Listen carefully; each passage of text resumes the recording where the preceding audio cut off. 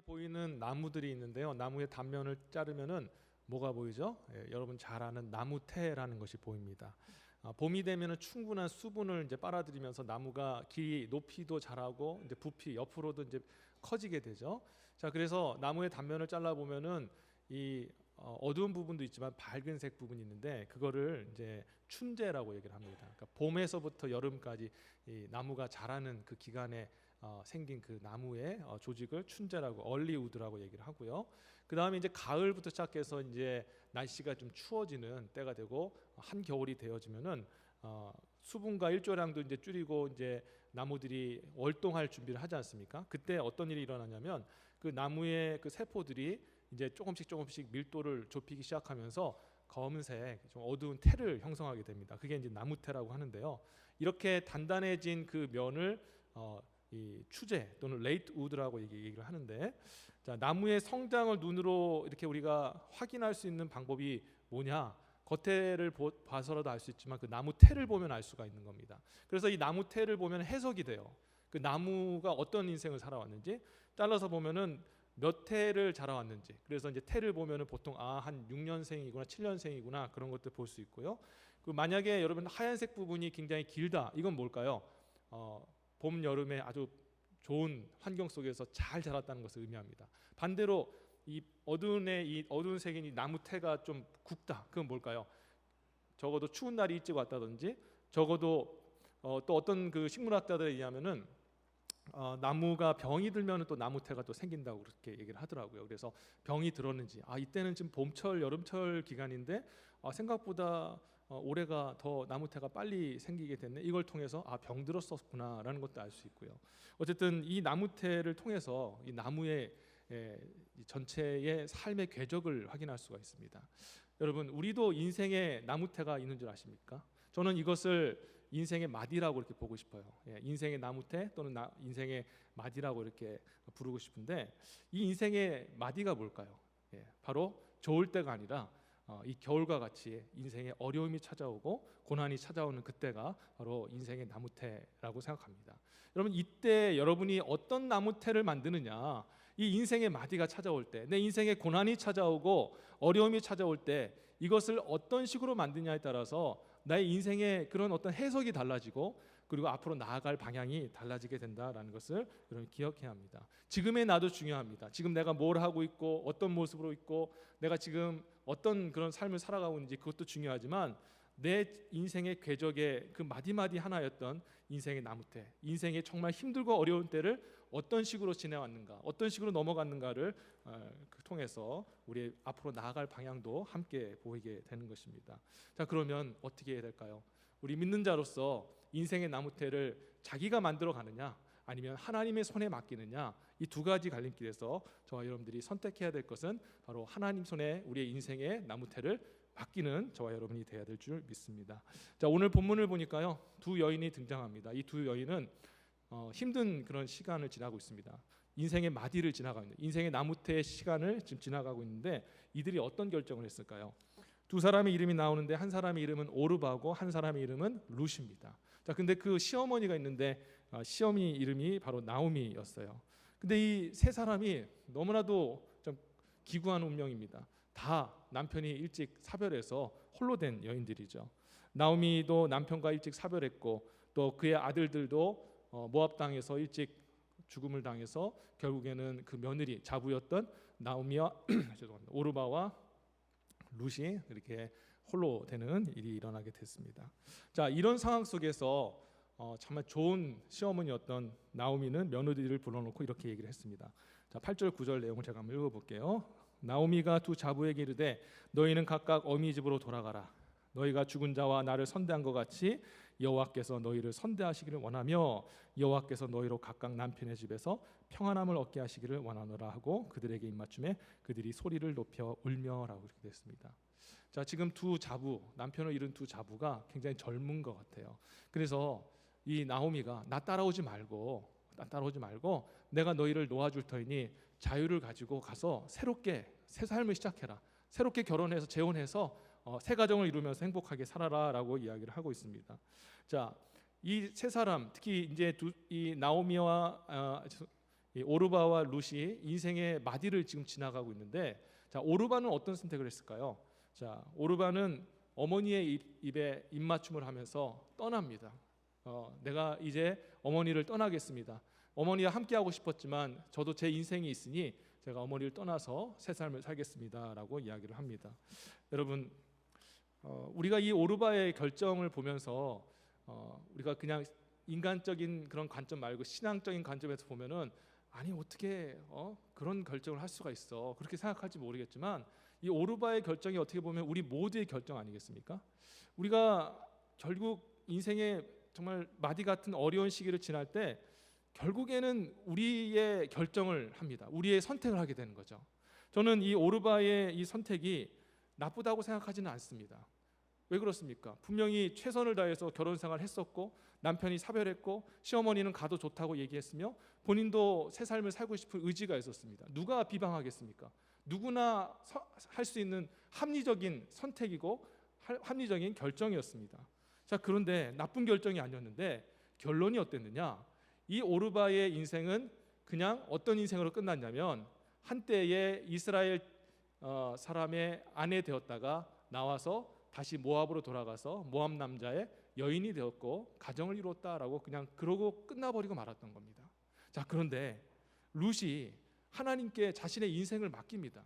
인생의 나무태가 지금 형성되어지는 가장 힘든 때에 남편도 돌아가시고 이제 어머니는 떠나라고 하는 그런 위기 속에서 무엇을 선택했느냐?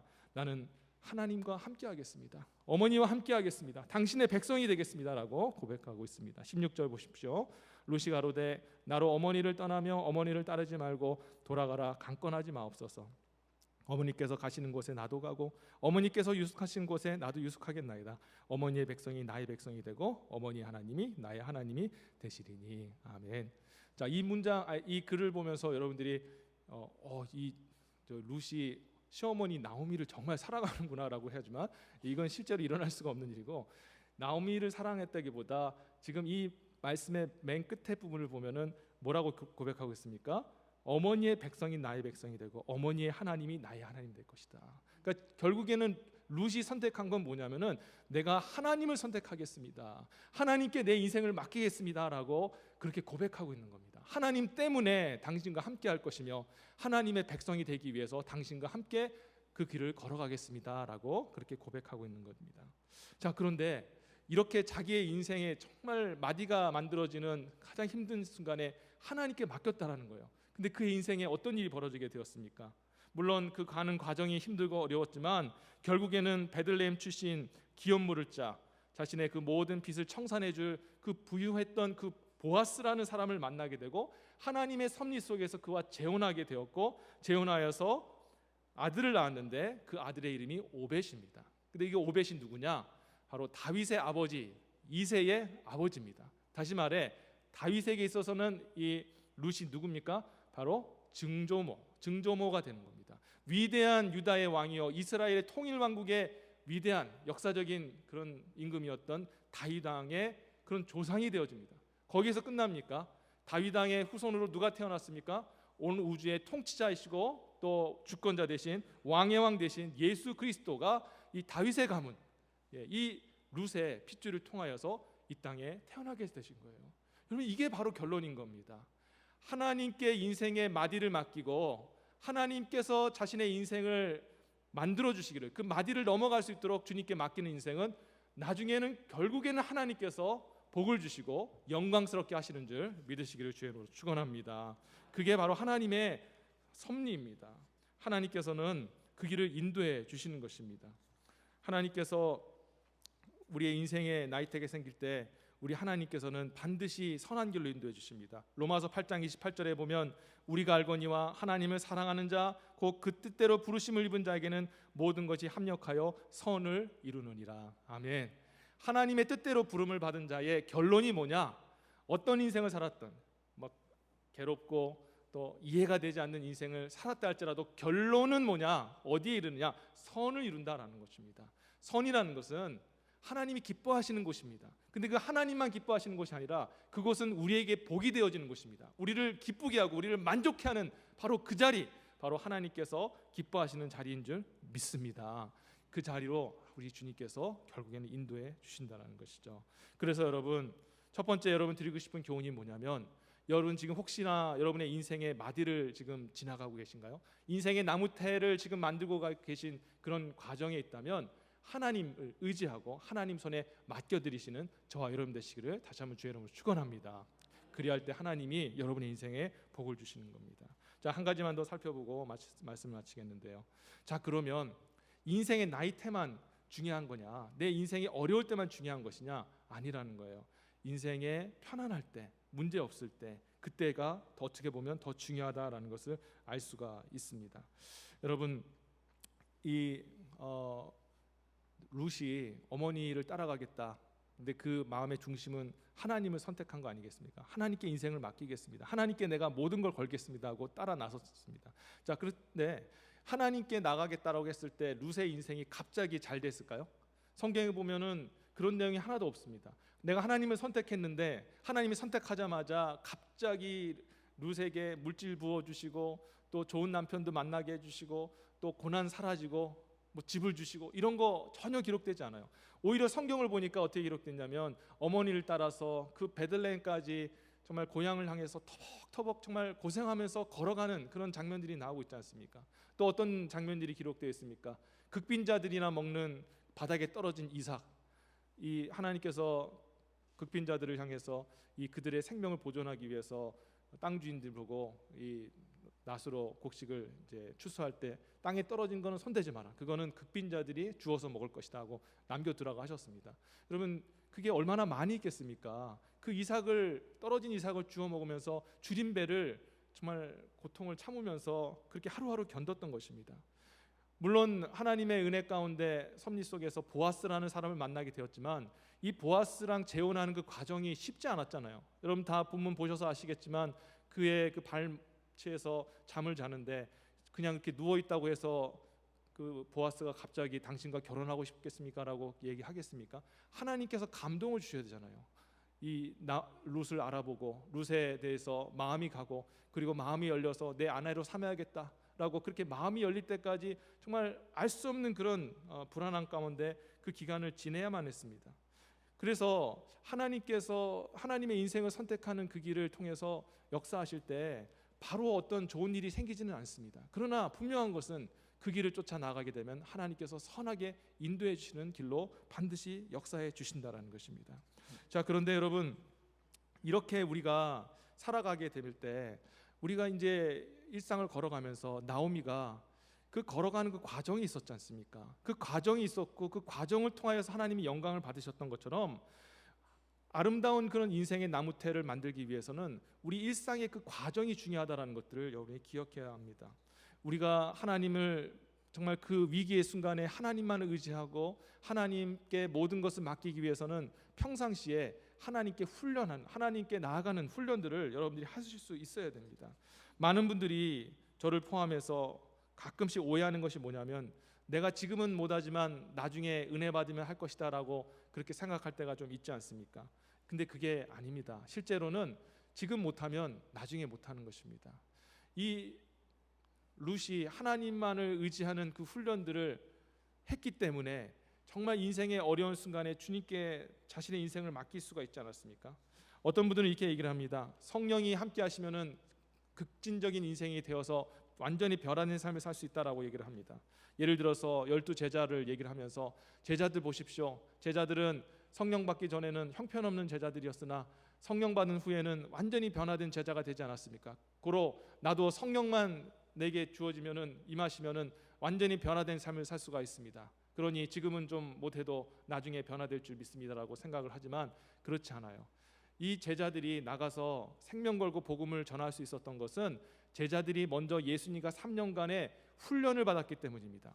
훈련을 받았기 때문에. 그러면 훈련 받았는데 왜 그때는 못하고 지금은 합니까? 라고 얘기를 한다면 그때는 훈련을 받았지만 자기 생각과 자기 의지로 사역하려고 했었고 이제 예수님께서 승천하시고 성령이 내린 후에는 이제는 자기 의지가 아니라 하나님의 능력으로 하나님의 그 이끄심으로 사역을 했기 때문에 완전히 다른 결과에 이르게 되었다는 거죠. 근데 중요한 것은 무엇이냐?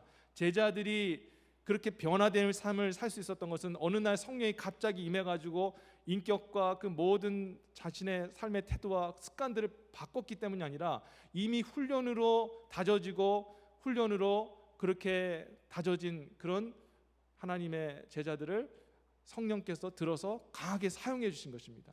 성령은 여러분과 함께 하시지만 여러분들이 알고 있는 것 그리고 여러분들이 체험한 것 이상으로 역사하진 않으십니다. 우리가 할 수 없는 일에 대해서는 하나님이 성령이 기적과 같은 역사를 일으키시지만 우리와 관련되어서 우리가 하나님의 일들을 감당할 때에는 우리가 훈련된 만큼 하나님께서 사용해 주십니다. 여러분, 그래서 저와 여러분들이 평상시에 시간이 있을 때, 평안할 때, 인생의 그런 나이테가 아직 생기지 않을 그 시간에 훈련하는 저와 여러분이 되어야 합니다. 디모데전서 4장 7절과 8절에 보면은 사도 바울이 이렇게 선포했지 않습니까? 망령되고 허탄한 신화를 버리고 오직 경건에 이르기를 연습하라. 육체의 연습은 약간의 유익이 있으나 경건은 범사에 유익하니 금생과 내생의 약속이 있느니라. 아멘. 금생은 지금 우리가 살아가는 때이고 내생이라는 것은 이제 우리가 죽고 난 이후에 우리에게 주어질 영원한 삶을 얘기하는데 그때의 하나님의 약속은 뭡니까? 저와 여러분들에게 주실 하나님의 신령한 복들 아니겠습니까? 그 신령한 복들이 주어지기 위해서는 사도 바울은 뭐 얘기하냐면 경건의 훈련을 해야 된다라고 얘기를 하고 있습니다. 그것을 받아 누릴 수 있는 그런 자격을 갖추라라고 얘기를 하고 있어요. 우리도 세상을 살면서 노력 없이 무엇인가 얻는 것을 이상하다고 여기지 않습니까?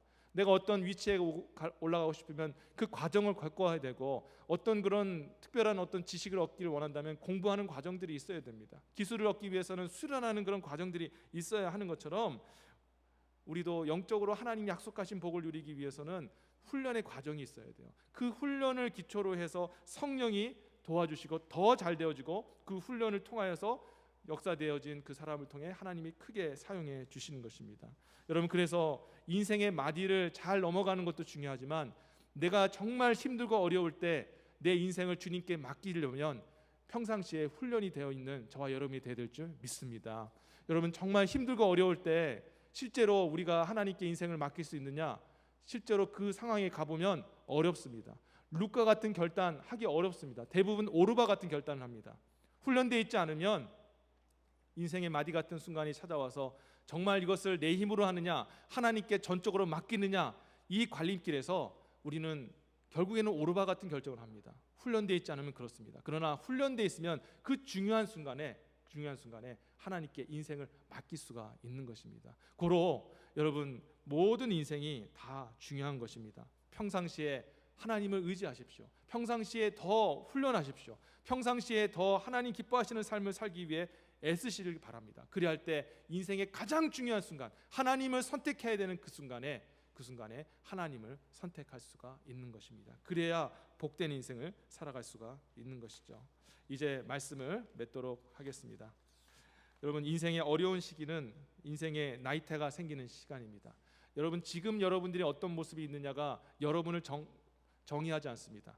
저와 여러분들을 정의하는 것은 인생의 그 나이테 같은 인생의 마디의 시간을 어떻게 그것을 견뎌 나갔는가, 어떤 모습으로 견뎌 나갔는가, 그게 중요한 것입니다. 여러분들의 그 나이테들이 하나님 손에 붙들려서 하나님이 만드시는 인생의 나이테로 그렇게 멋지게 만들어 가시기를 정말로 원합니다. 그리할 때 그 인생이 하나님 보시 아름다운 인생이고 그리고 사람들이 존경할 수 있을 그런 아름다운 인생이 되어지는 것입니다.